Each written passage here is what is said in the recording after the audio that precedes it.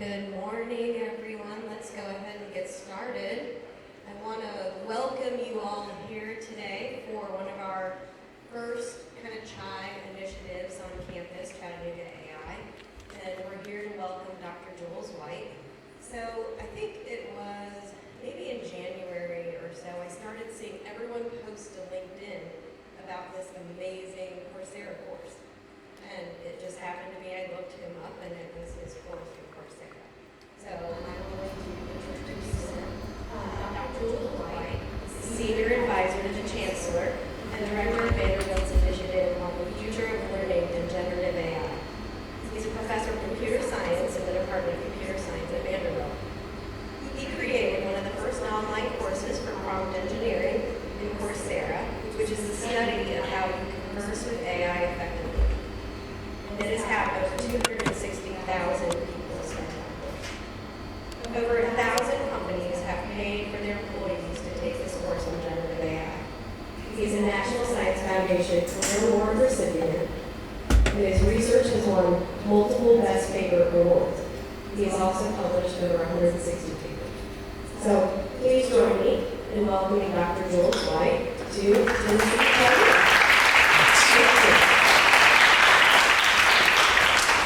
Well, thank you for having me. This is a topic that I'm really passionate about.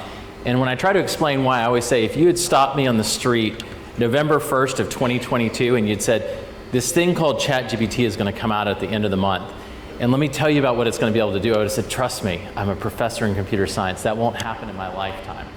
And then a month later, it happened. And I started interacting with this generative AI platform and fundamentally in disbelief of what it was capable of. And so then I looked around like, what are people saying about what we're going to do and how we're going to innovate with this? And instead what I saw is everybody started talking about student cheating and Terminator. And I was like, how are we taking the most transformative computing advance of my lifetime and looking at it in such a limited way, instead of looking at how do we fundamentally do new things in computing because of its capabilities. So I started trying to understand, how do we rethink what we can do with computing based on these new capabilities, and how do we teach people to use them and embrace them in new and interesting ways? And so as part of that, I created this Coursera course that I've gone on and created a number of other courses. And one of the interesting things is that because I created that, I started getting a lot of people who were reaching out to me and saying, look, this is how we're using it in industry. This is how we're using it in investment banking. This is how we're using it in manufacturing. And so I had the opportunity of continuously hearing how it's actually impacting industry.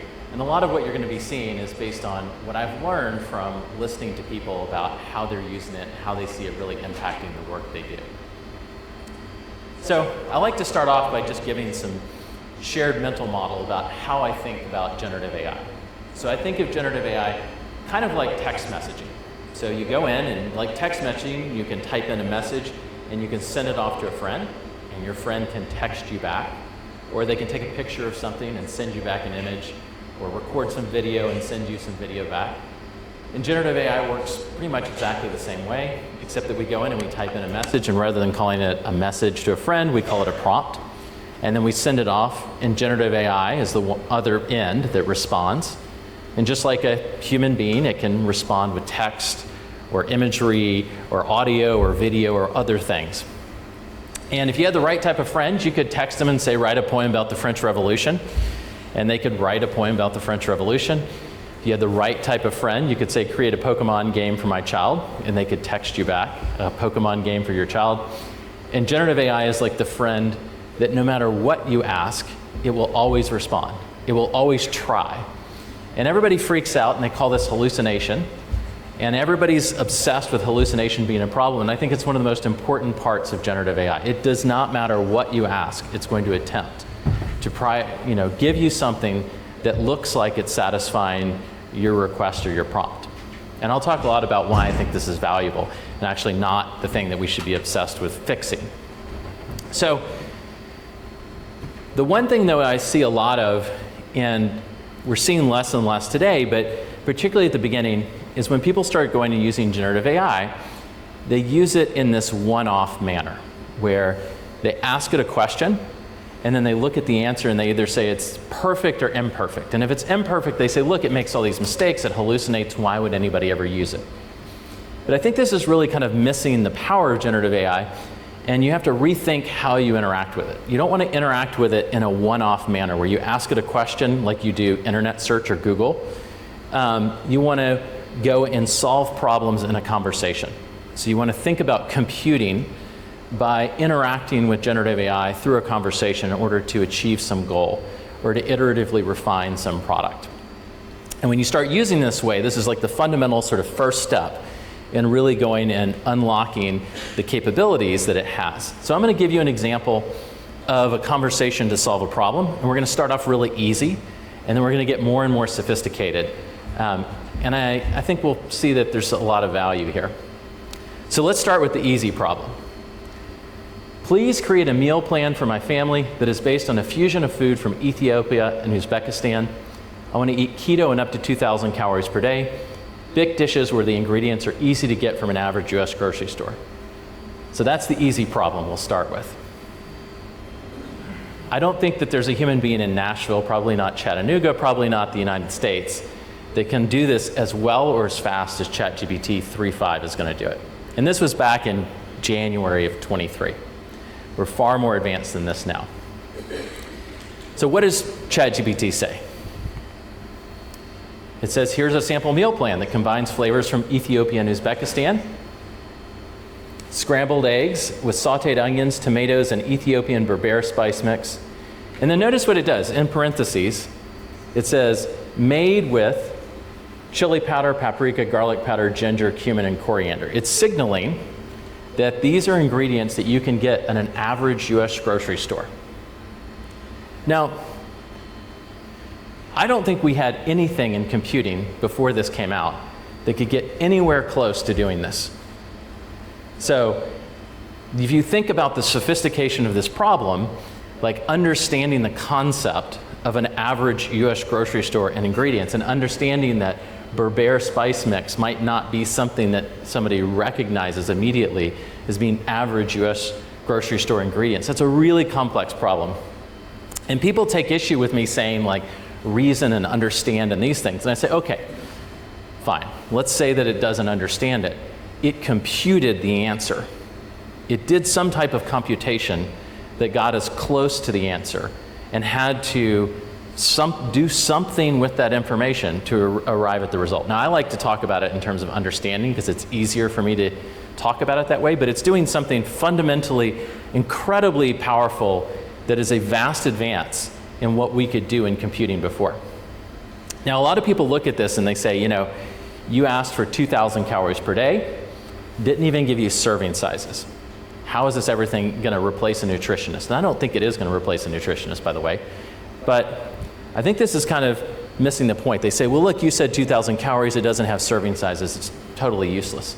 And so if we really care about serving sizes, we just follow up in the conversation and we say, can you give me an approximate serving size for myself for each dish that is within my 2,000 calorie limit?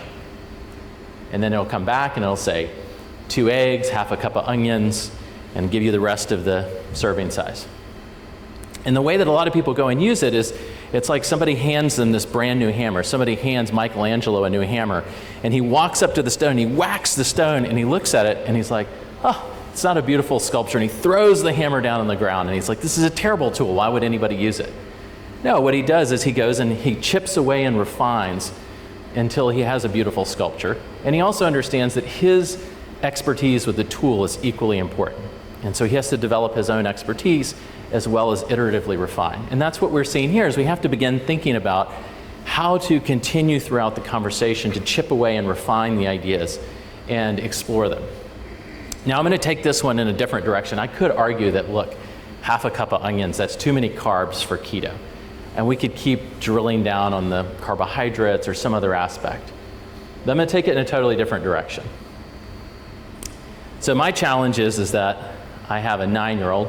He's now turned 10 because I've been doing this talk long enough. And how am I going to get him to eat and try these dishes?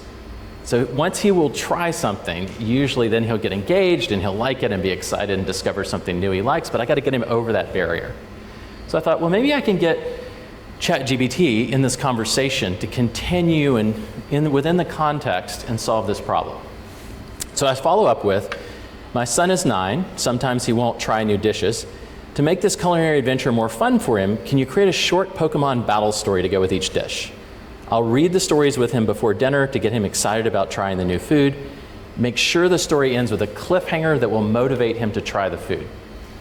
Now, just to put this in perspective, I didn't believe in my career that something in computing would be able to write a cliffhanger to motivate a 9-year-old to eat Ethiopian Uzbek dishes and weave in Pokemon effectively. I don't think we were anywhere close to doing that. As far as my knowledge of where we were in computing up to ChatGPT was concerned, we weren't anywhere near this. And so ChatGPT says, sure. Pikachu and his friends were exploring the wilds of Ethiopia when they were suddenly ambushed by a group of sneaky Pokemon thieves. As they raced through the dense jungle, they stumbled upon a hidden cave filled with treasure. And then it goes on and it says, in the end, they emerged victorious, but not before the dragon left a fiery spice that imbued their breakfast eggs with a flavorful kick. Can you help Pikachu and his friends defeat the Berbere dragon and enjoy the spicy breakfast? Now, if you think about the complexity of what's being done here, it's weaving in Pokemon, the breakfast dishes, and it's ending it with a cliffhanger to motivate a 9-year-old to try the dish. Incredibly difficult to do, incredibly difficult to compute the answer to that. And I don't know about you, but I think it'd be hard enough to find the person that can do the meal plan, much less the person that can then turn around and write the Pokemon battle stories with the cliffhanger to motivate the 9-year-old at the end of that. This is a fundamentally new thing that we have in computing that can do this. And so we have to start thinking about how we're going to use it. Now, I was also thinking about this whole experience, and I was thinking, well, what else do we do with my son at the dinner table? And I'm like, well, we love to talk with him about what he's learning in school. And he loves math, and he loves to play math games on the iPad. And I thought, to make this whole thing more fun for him, can I get ChatGPT to turn it into a game that he can play? And so I follow up in the conversation, and I just say, I'd like you to play a math game with my 9-year-old to teach him about division with fractions and nutrition. Ask him questions one at a time involving Pokemon in these topics and make it into a game. And I'm beginning to use some techniques from prompt engineering to make this work well. But basically knowing what to ask and how to structure things to get these interesting interactions. So what does ChatGPT do? Well, question 1. Pikachu and his friends are planning a meal that includes half a cup of cooked rice, but they need to divide it evenly among 3 Pokemon. How much rice will each Pokemon get? And so it starts generating questions and asking him questions within the context of the conversation. And then what does ChatGPT do after asking this question? It stops and it waits for him to respond with his answer, because it understands or computes that this is a game and it is its turn to wait for the response. So that there's turn taking that needs to happen. And so then if he goes in and puts in 1/6, it recognizes that that's his response in the game, in his turn, and says, good job, that's correct. It works out the math for him. And then it goes on, question 2, Ash wants to make a smoothie. And it will continue to ask him questions and quiz him on this topic as long as he wants. Now, I could do this as a computer scientist, maybe. I could go and write a program, a quiz program for my son, but it's not a paragraph of text. It's a vast amount of time and effort to build that quiz experience. And then I got to create all the content for it. Now, maybe I could do the fractions and nutrition stuff. That's still within my math capabilities these days, but I'm not sure I'm qualified to do the Pokemon content piece. And all I had to do was go and give it a paragraph of text, and I've created basically a completely personalized, custom educational experience and game for him to play. That is far beyond where we were in computing before ChatGPT came out. And then as a computer scientist, I just thought, well, I might as well see if I can take it the rest of the way. It's great that he can play this game within ChatGPT. Can I turn it into actual working software that I could then put on an iPad or put on a laptop for him to play? And so I said, let's create code for this in Python and I give it some of my knowledge from software engineering to describe what I want and how I want it built. It generates the code, and this is a snippet of it, and then this is the game running in a browser that you could play on a laptop or an iPad or something else.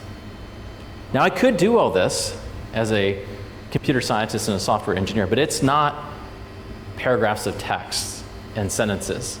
It is a vast amount of time and effort from a software engineering perspective to go and try to create all of this, and then all the content and all the other things. And I fluidly built all of this in a conversation. I'm doing all kinds of really sophisticated, complex computations through having a conversation, which is something completely new. Now I'm going to look at some examples of solving real-world problems that aren't just Pokemon on Vanderbilt's campus. So this is the Vanderbilt travel and business expense policy. And it's like a 17-page PDF, and I always joke with people like I've had many expenses rejected because of it, and I've never bothered to read it. And that was true up until ChatGPT, when one day I thought, oh, I should upload it to ChatGPT and get its help. So I upload it to ChatGPT, and I say, please read the provided documents so that you can answer questions about it. And some of the interface to ChatGPT has changed a little bit, and we have tools that aren't ChatGPT to do this now. And it says, okay. And now I ask it a question that looks like the questions I actually ask. Let's assume I'm in a foreign country traveling in a taxi, and it breaks down on the way to an important meeting. Can I get reimbursed if I pay someone to drive me on the back of their motorcycle to the meeting? What does ChatGPT say? Based on the information provided in the document. So luckily we're getting over this now, but there's this misconception that you can't use these models or tools to reason about information that they weren't trained on. And that's fundamentally false. We can give them information to reason about, just like we can feed data into a computer or CPU. We can give it documents, we can give it, medical records, whatever it is that we want it to reason about. And then it will go and base its reasoning and its response based on the information that we give it. So in this case, it's reasoning based on the document I gave it, the travel and expense policy. And it says the university requires travelers to select the most reasonable and economical form of transportation. That's true. Non-conventional transportation options are not explicitly mentioned. That is also true. Nowhere is this mentioned. And Vanderbilt does not have a separate policy on ride sharing, and that's a direct statement out of the document. Given these points, it seems plausible that in an emergency situation where no other reasonable and economical form of transportation is available, the cost of transportation by a private citizen's motorcycle might be considered an allowable expense. However, the university's policy does not explicitly state this, and reimbursement may be subject to review. That is an excellent Vanderbilt answer. And I presented this in front of all the financial unit managers, and they were all like, yes, that's excellent. It might be allowed, and it will be reviewed. So I think it's very good at hedging its bets. But it's one thing to answer questions about a document and kind of like cough up, sentences that seem relevant. Now it's doing more than that, but we've had things that look like that for a long time, like Google. You go type in a question and you get some answer. It's another thing to be able to understand the knowledge in the document and be able to apply it. So I followed up in this conversation, and I gave it a rental car receipt. I say, please analyze the attached receipt and let me know if it complies. And what does it say? I want to draw your eye to this highlighted part. Collision damage waiver. For domestic travel, the CDW should be declined as rental vehicles are fully insured through Vanderbilt's insurance portfolio. The receipt shows a charge for CDW which may not comply if this is domestic travel. That's a completely different level of reasoning, because it's actually drawing from the knowledge in the document what is present in the receipt and combining it together to say, no, this might not comply, and here's why. That's deeper than just a search. Now, I could program something to try to do this, but it would be like a team of software engineers and probably years. And all I'm doing it now is giving it the document, I'm giving it the receipt, saying go and apply the knowledge.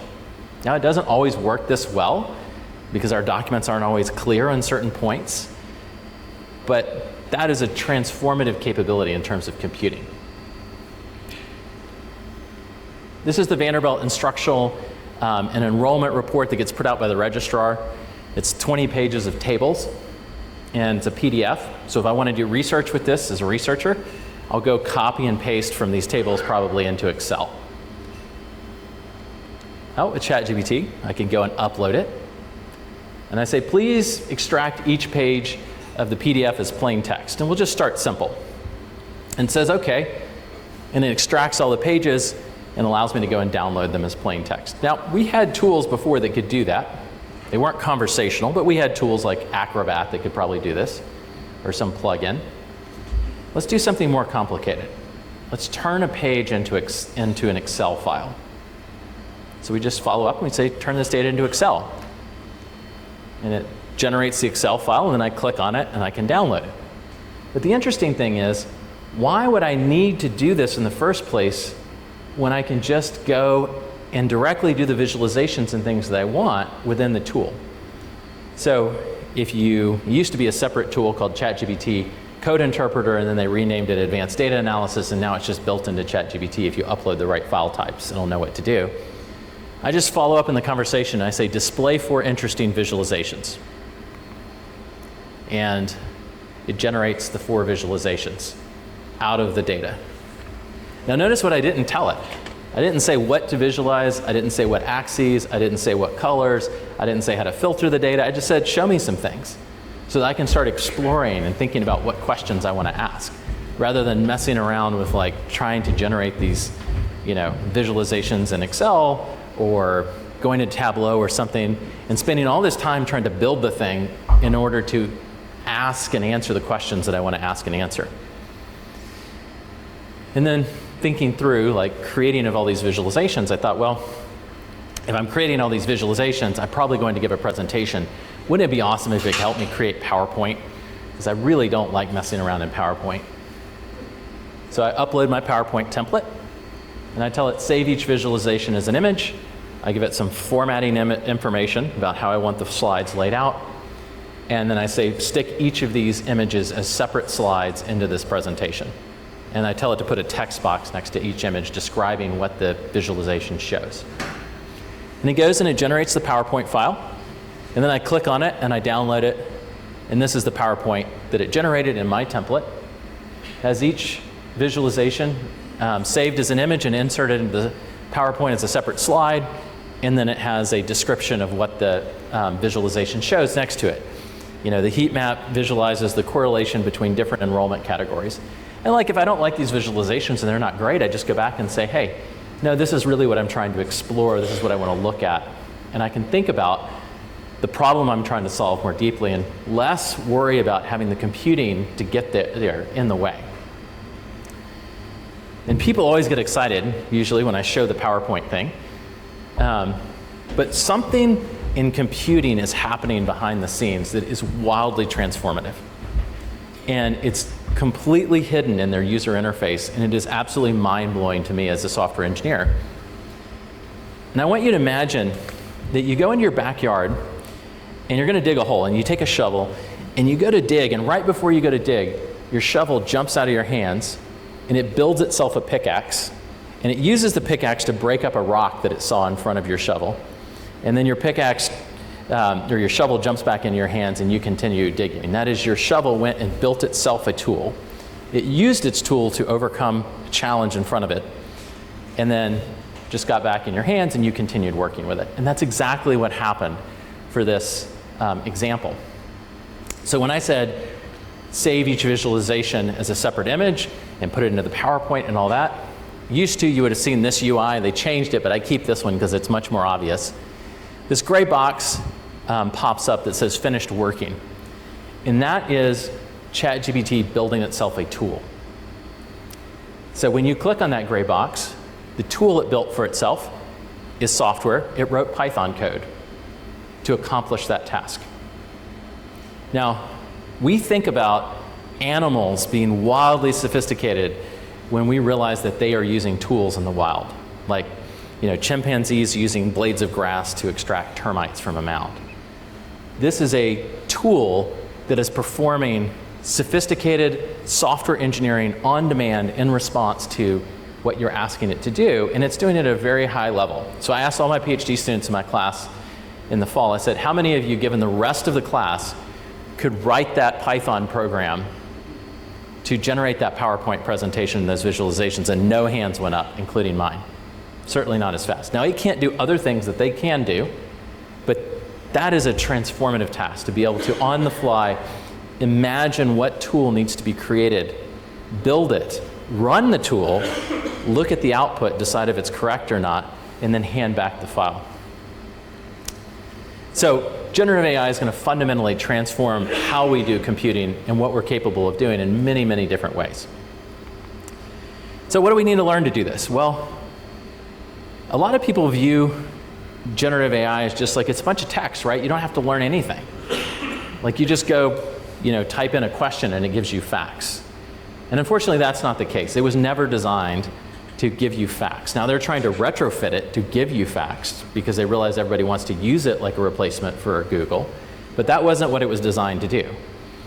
On the other hand, people view it like you should be able to go ask it anything, and it doesn't matter how you state it or what you ask for. It should just magically solve the problem, and you as the user don't need to know anything about it, and that's also not true. You have to rethink about how you solve problems and how you state them and express them in the process when you start using these tools. So I want to give you a little bit of intuition about how these models were built. So they were basically taught to predict the next word in a sentence. So they would have shown it Mary had a little, and they'd try to get it to predict lamb. Then Mary had a little lamb, they'd try to get it to predict its. Then Mary had a little lamb, its, and they'd try to get it to predict fleece. And they did it over and over and over on huge chunks of text from the internet. Transcripts from videos and movies and books and all kinds of other things. And over time, basically, it learns how the patterns in the language influence the next word that should come. And if you think about it, your prompt is what's on the left-hand side, and the words on the right are basically its response that it's predicting. So if you ever see ChatGPT and it looks like it's typing out its response, it's basically predicting, word by word is the way you can think of it, what the response should be. How on earth this leads to reasoning, nobody really knows. We know how to build it. We don't know exactly why this leads to things like being able to, go and look at the rental car receipt and do other types of things. So one of the things that I started studying early on was trying to understand, what are the patterns that it responds to that we can document similar to what we've done in software, and then communicate and teach people to be building blocks that they can go and use to innovate and solve problems in their domain. And so we call these prompt patterns. Now, patterns sound complicated, but we use patterns in our language every day. So if you're going to write a formal letter, you say, "Dear so-and-so, comma." And the "dear" has a purpose to indicate respect. You have the person's name, so we know who it's addressed to. We have the comma that separates it from the rest of the letter. So I'm going to show you one of my favorite patterns, because it is so wildly different from anything we've done in computing up to this date. And it's the persona pattern. So the idea behind this is, in the real world, we solve all kinds of problems not by knowing how to solve them ourselves, but by knowing who to go talk to in order to get the problem solved. So if I have a question about nutrition, I go talk to a nutritionist. And I don't know what they're going to say. I don't know how they're going to arrive at their answer. I don't know the format of their answer, but I know that's who I can go to solve the problem. Or if I have a question about my taxes, I go talk to the IRS. Now that's the opposite of what we've done for decades in computing. In computing, what we've done is I go in an explicit, gory detail. I say step by step, here's how to solve the problem. Now, can we replicate this in generative AI, this human process of finding the expert? And it turns out we can. We simply say act as some persona, act as a nutritionist, act as the IRS. And it turns out that it changes how the model behaves in a really powerful way. So I'm going to give you an example that's close to home for me. My wife is a speech-language pathologist that works for the Nashville school system, and she tests kids before they go to kindergarten to see if they need an IEP. So typically she's testing 3-year-olds, and so I'm going to have ChatGPT act as a speech-language pathologist. So I say, act as a speech-language pathologist. I'm going to tell you what a 3-year-old said, and you will write an assessment for me. The child said, "I need way woy." And so I tried to think about what my son sounded like at this age and capture it in text. And so what does ChatGPT say? Based on the provided speech sample, it appears the child may be experiencing some phonological and articulation errors, which are common in children around this age. And it goes on and it says, It seems that the child is having difficulty with the production of some consonant sounds, specifically the N and L sounds. The child said mead instead of need and woy instead of toy, assuming the intended words were need and toy. This indicates the child may be experiencing difficulty with the production and differentiation of these consonant sounds. Syllable structure. Child's production of the word way may indicate some difficulty with the correct syllable structure. It is possible the child intended to say play but produced way instead, which suggests a substitution of the initial consonant cluster PL with a single consonant W. Now notice what I didn't ask it for. I didn't ask it for consonant cluster reduction or syllable structure, whatever it is, all these other things. I don't know enough about it to even remember what it said. I just said act as a speech-language pathologist. Completely changed what it output, what it focused on, how it explained it, the concepts that were in its output. That's a totally different way of interacting with computing. It's a totally different type of operation than anything we've ever had in computing, but it's also a much more approachable operation. This pattern of saying act as, a computer that has been the victim of a cyber attack.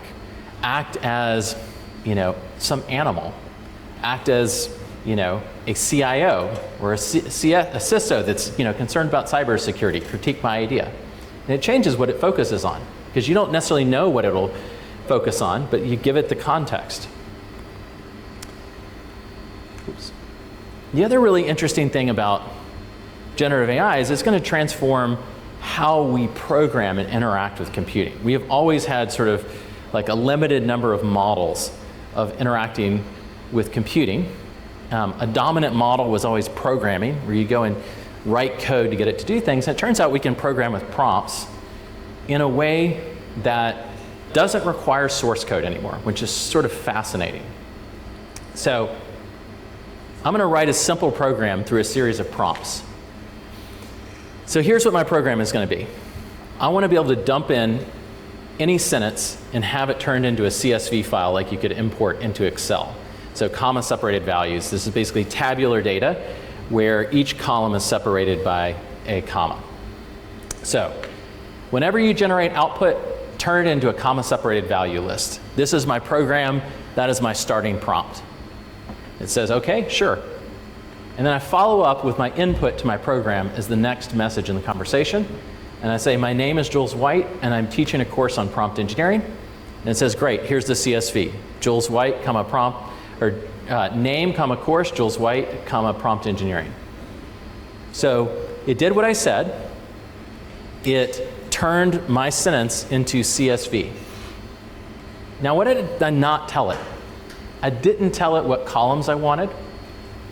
I didn't tell it how to extract into those columns and figure out the right parts of the sentences to move under those columns. I didn't tell it any of that. I just said go and turn it into CSV, and it filled in the details because it wants to. It's a totally different programming experience where it's trying to come up with something that works. It's hallucinating for you to help you, not hurt you. Now, if I don't like these columns, I just follow up. In the conversation, I say, from now on, the columns of the comma-separated value list should be name, comma course, comma role. It says, okay, I understand that. And then I give it this next message is the exact same input I gave it before. My name is Jules White, and I'm teaching a course on prompt engineering. And now it says name, comma course, comma role, Jules White, comma prompt engineering, comma teacher. So I modified my program in the conversation, reran it with my input. I'm getting a new input. And this is a totally different way of thinking about programming. And then if I look at this and I'm like, well, let's do something also more complex that we couldn't do easily before. I can have it go and generate, whoa, uh-oh. I think the clicker just got some AI. Let's get back there.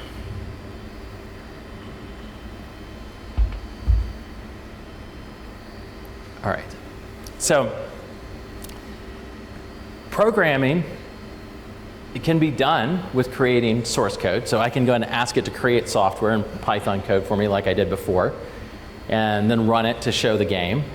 I can go and interact with these new tools where it can go and generate code that I never even see. It runs the code and gets the answer.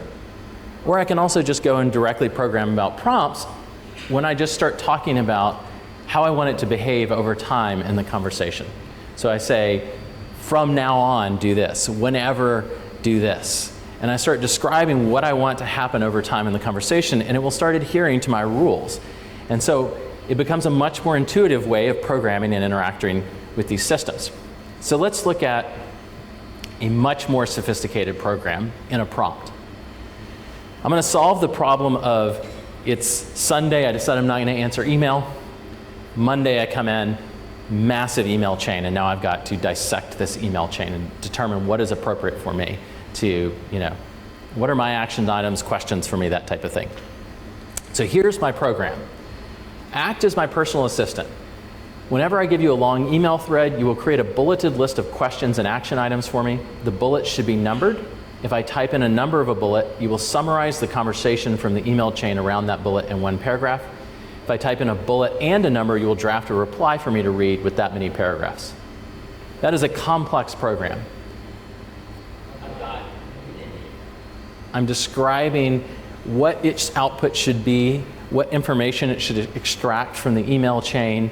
I'm saying if I respond in these different ways, here's how I want you to behave differently. That's a really complex program. Very difficult to code that program. Then I dumped in this email chain. It was very long. It was like 7 people in the email chain because it was a generative AI class that we were co-teaching in the fall. There were 5 faculty members co-teaching this class, and we were trying to decide, stuff for the registrar, like what room it's going to be and the time. And with 5 faculty members, the one thing you're guaranteed is that not all 5 faculty members are bothering to reply. There's a lot of people replying and interacting in the email chain. So I dumped this email in with all the nasty formatting and said, here's a bulleted list of questions and action items based on the email thread. What are the suggested title and transcript for the course? These are all things it's extracting from that email. Can we start working on a draft syllabus? Have the room and schedule been finalized? Tuesday, Thursday, 9:30 in ESB 048. That's where we taught it in the fall. So I'm going to drill in on 1.7. I told it if I type in the number of a bullet, it should summarize the conversation with respect to that bullet. So I'm going to type in 1.7, and it says, in the email thread, the team discusses the room and schedule for the course. Shiro suggests the Tuesday, Thursday, 9:30 a.m. time slot, but the only available room at that time is Engineering and Science Building Room 048 with a capacity of 60. Jules approves of this room choice, mentioning it's a good size for the first run of the class. The conversation does not provide any further details on the room and schedule, so it seems that the team has agreed on Tuesday, Thursday, 9:30. That's exactly what happened. A bunch of faculty members, 2 of us were active in interacting. We said, that sounds good, and we won by default because nobody else bothered to reply because they didn't have this to help them figure out what they need to pay attention to. And so we held our class in ESB 048. That reasoning to pick that detail and nuance up, that there's this conversation happening about the classroom, but not everybody is engaged, so it looks like we're going to go with that. Super sophisticated, very difficult to achieve with traditional sort of programming techniques. And all we did was give it text, and we're programming. Now, we've looked only at giving it text to respond to. Now the models can actually see things too. This is called multimodal prompting, where you give it text plus you give it imagery or something else that you want it to respond to. And what I say is the world's most advanced computer vision system on the planet is accessible on your phone through ChatGPT. And there's probably other ones you can do this with now. So I'm going to give you a simple example of this. The other night, I was at this Tex-Mex restaurant in Nashville, and my friend next to me said, I've never done anything with ChatGPT. And it was like, I'm sorry for this guy because I'm not going to shut up now for the rest of the night. So I immediately pulled out my phone and I took a picture of the table and I was like, who needs a refill?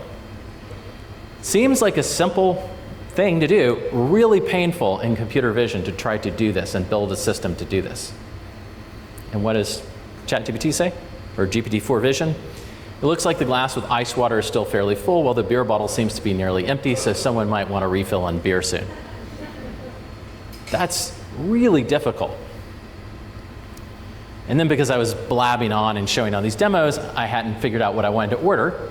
And then waitress shows up and I'm like, well, I'll solve this too. I'm feeling indecisive and out of time. The waitress is here, everyone is waiting on me. I need a quick keto option. And I take a picture of the menu, not a very good one. And it says, Go for the grilled chili relleno with smoked chicken and sliced avocado. It's a keto-friendly option that's low in carbs and high in fat and protein. And it's funny because the first time it did that, I was like, it's pretty good, but it still makes mistakes. The chili relleno is crispy poblano pepper filled with corn and mushrooms. None of those things that it said. Got it wrong. Oh well. And then I realized, no, wait a minute. It said grilled chili relleno. And if you go back to the menu, that is smoked chicken, sliced avocado. And I got it wrong as the human being. I made the mistake the first time. And I thought, well, let's see how good it is at understanding what it's looking at. And I thought, that's a cool looking light fixture. I like to build things at home. I'm like, how would I make that? I'm like, maybe it knows how to make it. So I took a picture of the light fixture and I'm like, give me a detailed step-by-step plan for creating a DIY version of this light fixture. Also give me a complete list of materials that I will need with identifiers like 1A, 1B, and then reference them in the step-by-step plan. Gave me a complete list of materials. I'm just focusing on the plan. Take the metal wire 1A and start by shaping it into multiple circles of different diameters. Use the pliers 1B for precision. Connect the circles together using smaller wire segments to create a similar 3D shape as the image. And it goes on and on. That's exactly what we see here. Now it doesn't have dimensions or other things, and maybe I could have followed up to refine that. That is incredibly difficult and complex to do. Think of the problems that we can solve just by taking pictures now. Has anybody fallen in this image? The surgeon, when she walked into the room, did she wash her hands? Is there an infusion pump in the room? Yes, no. I mean, like suddenly we can solve all kinds of problems that were really difficult really quickly and easily by just taking photographs and asking, is something present there? Tell me about it. Here's the problem that sometimes faces me is I need to order for a bunch of people. And so somebody dropped off this catering menu on my front door. I was like, I wonder if it can place catering orders. Or if I have a bunch of friends over, can it just order for me? So I took a picture of the menu and I said, I need to order lunch for 15 people. Here's the vendor, and I made up a fake address. Create a lunch order for me and draft an email to the vendor. Lunch order. And it looks reasonable for 15 people. It's got a variety of things. I could go back and I could say, well, we have these food allergies, we have these special desires, these dislikes, modify the order for me. But that's really sophisticated. Or solve a simple problem that I have all the time, where it's like we write stuff on the board and we're like, okay, now somebody has to sit down and take notes. Take a picture of it. Everybody agrees that we should implement this grading policy. Please extract the grading policy into an email that we can send to everybody. Done. Extracted from the image on the board. Gets it right from my scroll. Now, how sophisticated is this thing? Well, I always try to break it. And there are certain types of things that it does not do well, like exact counts of things. Like we're not going to audit our inventory probably. Maybe we will soon. But I always kind of come up with crazy images, like it can't understand this. And so this was my can't understand image from Amazon. Squirrel finger puppets. So I ask it, how many squirrels were hurt in the making of this photo? I didn't think computing could do this a year ago. And it says, it's likely that no squirrels were harmed. The image appears to show novelty or custom finger puppets designed to look like squirrels. Such products are typically made from materials like rubber or silicone. I did not succeed in fooling it. So two things are happening in computing. One is it has fundamentally new capabilities, new operations that we aren't used to using, that we have to rethink what we can do. Like, what happens when you now have a persona as a abstraction in computing, where you start building things by saying, act as this person, act as a fourth grader, explain it to a fourth grader. Like suddenly a persona becomes some capability within computing that we haven't thought of before. How do we use that? We also have this fundamentally new interface to computing. Like before, it was like I've got a GUI and I can do it if the buttons are there, and then I can press the buttons, and if some programmers decided I should be able to do it, then I can go press those buttons and do it. But if they're not there, I can't do it. Or I can be a programmer and I can do whatever I want, but it's expensive and time consuming. And this is something that's in between. I can go and dream up new things that I want it to do, that it wasn't explicitly designed or programmed to do, and it can start doing them. And it might write code to do it, or it might just interpret my prompt and do it. And that's a fundamentally new thing and way of interacting with computing that we haven't thought about. How are we going to use and build our next systems to take into that new interface and allow people to sort of innovate at the edge? Right there, I need this problem solved. I don't need to hire a team of software engineers necessarily or modify the system. I'm just going to get it to do what I want with generative AI. What I think we need to start thinking about, though, with generative AI is not artificial intelligence to replace people, because I don't think generative AI is going to do that. I think we need to start thinking about augmented intelligence, where we pair people with generative AI to basically amplify and augment their critical thinking, their creativity, and reasoning skills. Because it does make mistakes, it does hallucinate, and we want human beings who are there to guide and shape and imagine what it should do and how, and to be an integral part of that process. And I think of it, when it's used effectively, kind of like an exoskeleton for the mind.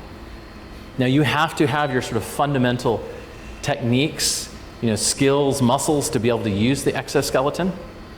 It's not for free. You can't just hand everything off. You have to develop your own critical thinking, your creativity to be able to use it well. But when you do, and you put it on, it allows you to do bigger and more powerful things than you've done before. I think we need to think about teaching people to use it differently, though, because the starting point for a lot of people when they're using it is to try to get something done faster. Generate the email for me. Instead, we need to think about how do we use it to think more about how we're going to solve the problem, to spend more time thinking and diving deeper into the problem and teaching people to use it in this way. Now, one of the simplest ways you can do this is we need to stop asking for one of anything.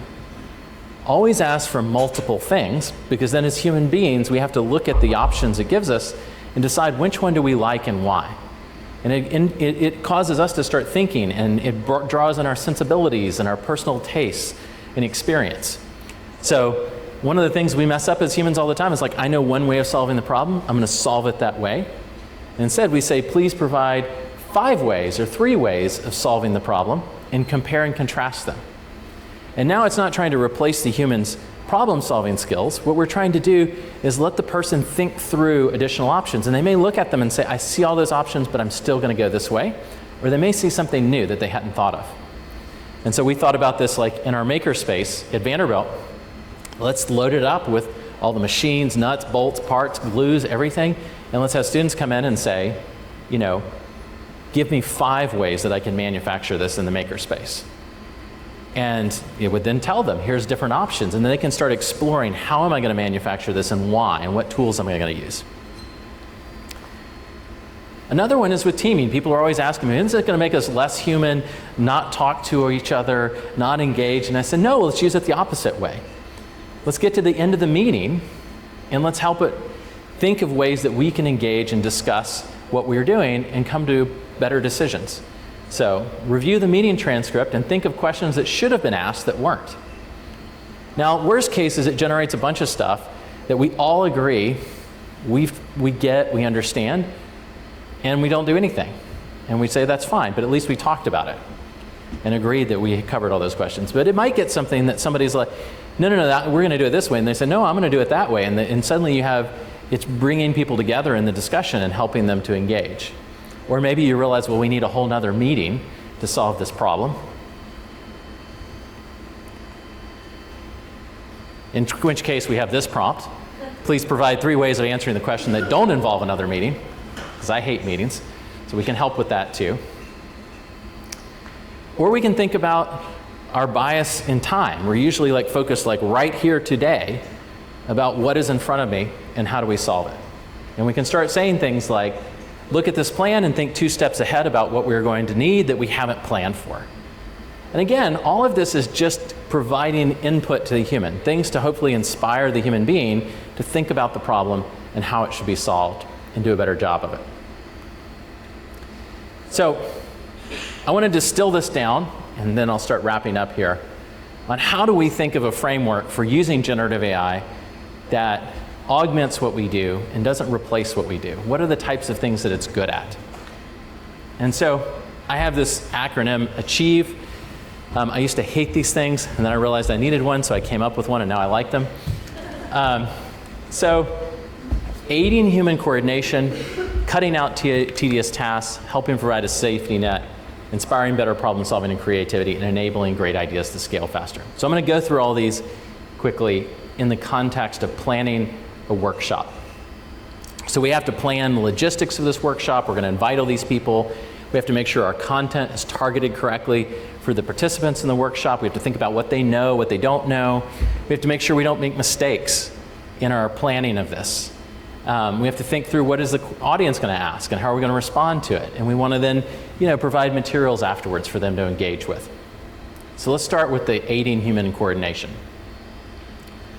So I've taken the meeting notes that we either wrote down or recorded with something like Zoom or Teams. I upload them and I say, act as my personal assistant, read the following meeting transcript and provide a summary. Okay, that's kind of helpful. That's aiding human coordination. Let's do something much more sophisticated and valuable. List any potential ambiguities in the plan that the team should address. So like in software engineering, we have this problem all the time. We have different discussions and meetings and plans, and then when we actually go to implement them, different people interpret it different ways. And so we end up building systems that don't work. And it says, well, the exact number of registrations for the July workshop is not provided in the transcript. This information is critical for planning and logistics. The specifics of the faculty AI communications are not clear, such as what the communication should entail, who it will be sent to, what the main goals are. And it generates all these things. And as a team, we may look at this and say, no, those aren't ambiguous, but they may have valuable things that then we start discussing as a team. Who should follow up on these things? Because nobody wants to raise their hand.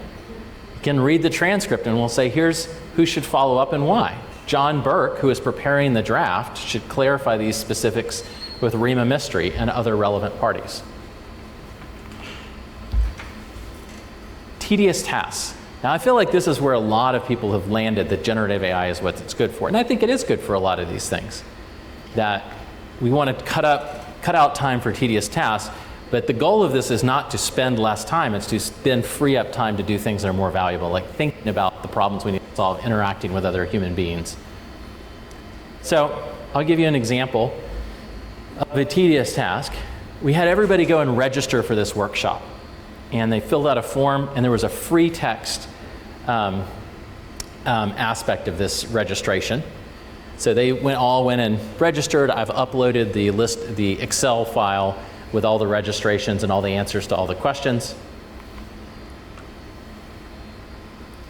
And then I follow up and I say the registration had, how are you using ChatGPT, Bard, Bing, et cetera, as a question? Can you turn this into a list of types of usage and then group the response underneath the types? So like they put in free text, they said, oh, I'm not using it, I'm using it for course planning, all these other things. And it's down at the very bottom of the page, but basically it automatically groups all the responses together into categories based on what they entered in that free text field. Now, computer scientists can do this type of stuff, other people can do it. Now you can do it really easily, you just upload it. Now I can spend more time thinking about what do they know, how are they using it, how do I want to adapt my content? Or I can follow up and say, give me 3 more possible groupings. And I can go and iterate and look at and explore different ways of dissecting and grouping together what they did and sort of explore different dimensions to it. Grouping by engagement level, by the types of tasks they're using it for. And it'll go and just keep iterating. Let's look at providing a safety net. And we're going to do it in a sort of different way. I'm going to upload my PowerPoint presentation that I'm going to give at this workshop. And we're going to imagine that I'm giving this workshop to manufacturing professionals. So I give this talk all the time, but I've given it in an academic context. How do I know I haven't made a mistake and started using terms that manufacturing group won't understand? Read my first 10 slides and tell me any technical terms that I use that I haven't defined and an audience of manufacturing business executives might not be familiar with. It lists a bunch of things. Some of these I think they will be familiar with. Some they probably won't, but it helps me to dissect that and make sure there's nothing there that I've introduced that I haven't explained or planned to explain in my talk. Or more interesting, let's imagine we have multiple teams working on different logistical aspects of the workshop, And we have a second team that's met, and we upload their meeting notes. We upload the first team's meeting notes, and we say, a second team working on logistics for the workshop just met. These are their meeting notes. Please point out any potential conflicts and decisions made by this team and the other team. And it goes through and it reads through and it says, venue, size, and layout. The logistics team suggests using the university's main auditorium for the sessions, which conflicts with the initial plan to conduct sessions in a smaller setting, presumably in conference room B that was discussed in the first meeting. And so it's starting to tease apart and looking for conflicts and things that are important for the teams to coordinate on because they met separately, helping provide a safety net. Now, one of the most interesting ones is helping us to think through and inspire us to be better at solving problems and thinking through them and being more creative. So, I'm going to upload my talk again, and I want to think about my ideas and the questions that I'm asking. So I have it upload, summarize key points. That's interesting. Now I'm going to do something much more interesting. Act as a skeptic of everything I say in this presentation. Find flaws in my assumptions, assertions, and other key points, and generate 10 hard questions for me. Assumption: ChatGPT and similar tools will bring incredible increases in productivity. Question: isn't it possible that these tools might introduce new challenges and inefficiencies, such as the need for additional oversight or the risks of misuse? These are good questions I should be prepared for in my talk. I tell my grad students, you don't have to worry about giving that conference talk again and those random talks. You can just game this out with ChatGPT for hours. And actually, the first time I heard this idea, I stole this idea from investment banking. They said, we want to have a private version of ChatGPT. We're going to put all of our deal documents in, and we're going to say, act as a skeptic, identify our assumptions, and challenge them. And we want our deal teams to go in and battle test their ideas and make sure that they're not missing some assumption or investing ideas. And then finally, how do we enable great ideas to scale faster? So I always think about, like, it would be awesome if I was on tap for my students to call me at any time of the day, ask me any question, help them study, prepare. It's a great idea. It's not really scalable and realistic. But I can do something kind of similar with ChatGPT. I could give students my slides, materials, or in this case, an academic paper that I wrote on prompt patterns a year ago. Help me prepare for the test on prompt patterns next week. It will cover the core patterns outlined in this paper, as well as the fundamental ideas of a prompt pattern. Ask me questions one at a time to gauge my knowledge and suggest additional areas that I could focus my study. This is starting to do what I would do and help them, guide them in the study of this paper. And it generates a question. What is the fundamental idea of a prompt pattern in the context of interacting with large language models? So it generates a question. Now, what would be really even better is like that kind of idea of personalized tutoring, where if I was a tutor for each of my students, I would go in and say, well, what are you interested in? Let's talk about it and explain it using analogies and things that will make sense to you and be engaging. And I would personalize the content for every one of my students, but that doesn't scale. I can't scale that up. But I can with this, because I can say, to make this more interesting, can you rephrase all of the questions in terms of mountain biking and use analogies from that domain in the questions? And now it says, imagine you're setting out on a new mountain biking trail. In the context of tackling unfamiliar trails, what parallels can you draw to the concept of a prompt pattern when you prepare for your ride and adjust your approach based on the terrain you encounter? It took me a while to answer for my own question. I was like, that's a good question. Which prompt pattern is this? And I went through it. And then I thought, oh, I see the answer to this one. That was a good one. Or I thought about like post-workshop emails after this thing. Like what would be really engaging is if I could send every single one of these 100+ attendees an email and I say, here's a custom prompt that you can go and paste into ChatGPT to see it do something interesting in your domain or department. But I can't scale that up because I don't know enough about their departments to even get started. I don't have the time. So I go in and I say, I'm going to create customized post-workshop emails for every attendee, and I previously uploaded the list of attendees with all the form that they filled out. I want you to create a list of interesting ChatGPT prompts and ways of combining large language models with each discipline or department. Each department needs at least one very interesting and creative prompt. Goes on, starts generating prompts. Prompt: design a comprehensive marketing campaign for launching an eco-friendly product incorporating digital and traditional channels. I wouldn't have thought of that. And you notice what it's doing? It's actually suggesting how to interact with it, ideas for them to interact with it. Now I want to end by talking about one interesting thing. So this image here is really fascinating and unique for a way that's going to be hard for anybody in the audience to tell, unless you go to artbykeen.com, then you might be able to figure it out. The fascinating thing about this image is it was produced by somebody who's blind. So Sean Keen is I describe him as a generative AI pioneer, and I'll give you an example in a minute. He took my class, he reached out to me, he said, I'm blind and I'm doing prompt engineering, and I want to talk to you about generative AI and how it's impacted me. And I said, absolutely. So we talked, and the first thing he told me was really profound. He said, imagine you'd never seen yourself in the mirror, and you took a picture of yourself and heard an objective description of what you look like for the very first time. And then imagine taking pictures of your kids and your wife and hearing objective descriptions of what they look like for the very first time. And he said, and that's what generative AI has allowed me to do. Or if I go into a hotel room and I don't know how to adjust the thermostat, I can take a picture of it. And that's transformative for me. And then he started talking about creating all of this art with generative AI. I was like, that's crazy. How do you do that? And he started describing his process because I thought, man, how do you create pictures and decide which one you're going to keep and disseminate when you can't see it yourself? And he said, oh, that's easy. I go in and I start and I have a conversation about what would a beautiful image that has this content look like? And he starts discussing the aesthetics of the imagery. And then he starts saying, well, and if we were going to create beautiful images with these aesthetics, how would we assess them? What are characteristics that we would expect to see visually in the image that we could build rubrics or metrics to judge? And he builds out all these metrics. And then he says, okay, now generate a prompt for me for DALL-E or one of these other tools that I can use to create those images. And he has it generate the prompt. He copies it and pastes it into DALL-E and other image generation tools, and he generates all these images. And then he brings them back, and he says, okay, now using these rubrics, tell me about these images and how they fit those rubrics that we developed based on the aesthetics. And then he gets basically descriptions of what they look like and how they satisfy the original goals. And if you think about a lot of problems that we deal with are very similar to this. We don't know what the best solution looks like. We can't see it yet. And he's actually hitting on a really interesting prompt engineering technique, if I can swap, that I call the Keen method.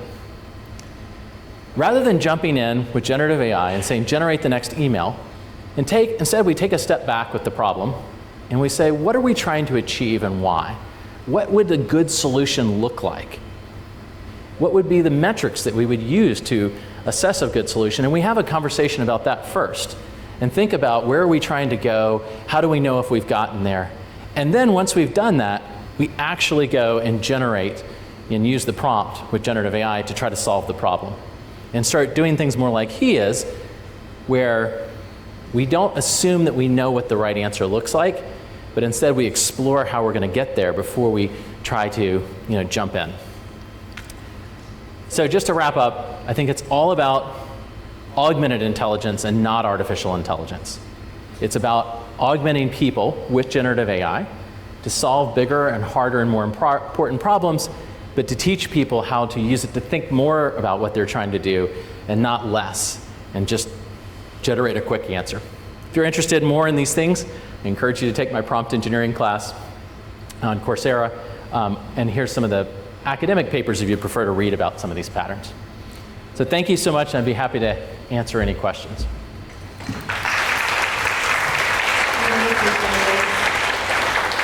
All right, so we have a couple people walking around with microphones, so please raise your hand if you have a question.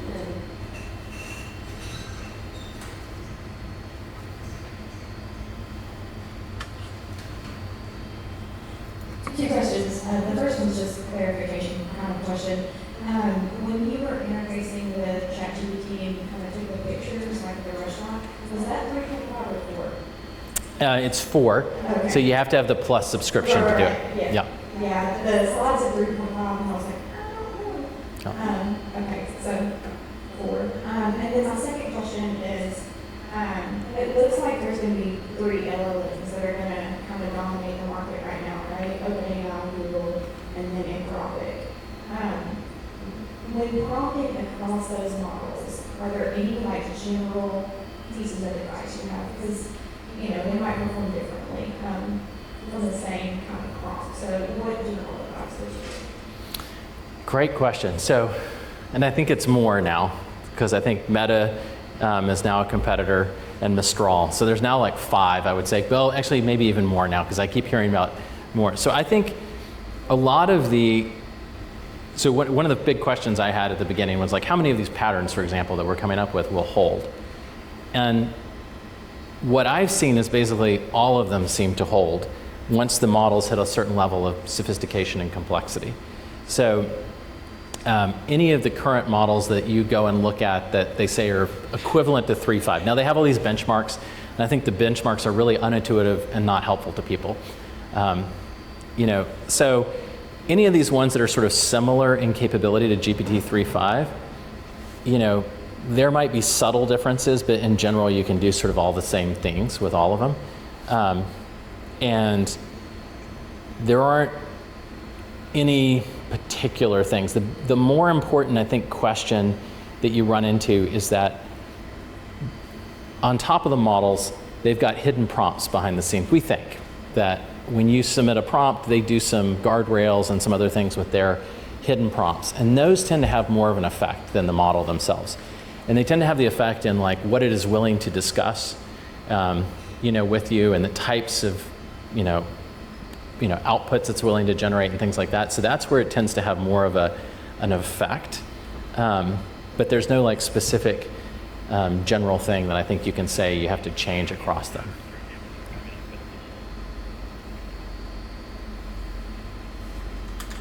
So I used to ask Jules why 2 questions after his presentation. So I'm going to use one of the prompts. So the one was about bias and ethics. During the presentation, you mentioned that we don't really know how the answers are come. So, in that perspective, those models, in terms of bias in, bias out, so what are your thoughts on that? And my second question is about these are like central tendency answers, the likelihood, probability. And okay, at this point, we can use this to become better, faster, more, have better answers.